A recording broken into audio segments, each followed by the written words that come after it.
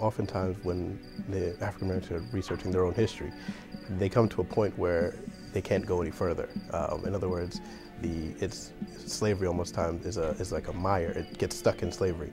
And I think the database is a chance to begin to unearth that. The TransAtlantic Slave Trade Database is a compendium of nearly 35,000 slave voyages that took place between 1501 and 1867. The maps in the atlas are generated by the data that's actually on the website. So people are actually able to recreate the information that the atlas produces. We've got the majority of people coming across the Atlantic before 1820 who are African.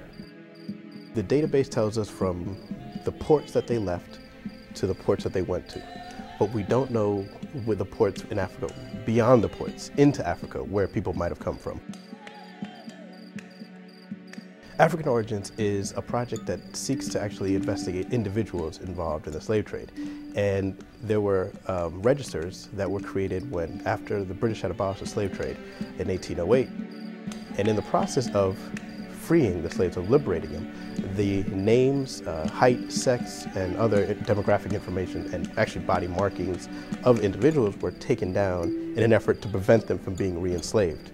And because the names that were written down were the African names, using the diaspora, the African diaspora, the knowledge base of where African names come from, to try to investigate where in the continent people might have originated from. Is the name an Igbo name? So would that be from Nigeria? Is it a Mende name from Sierra Leone?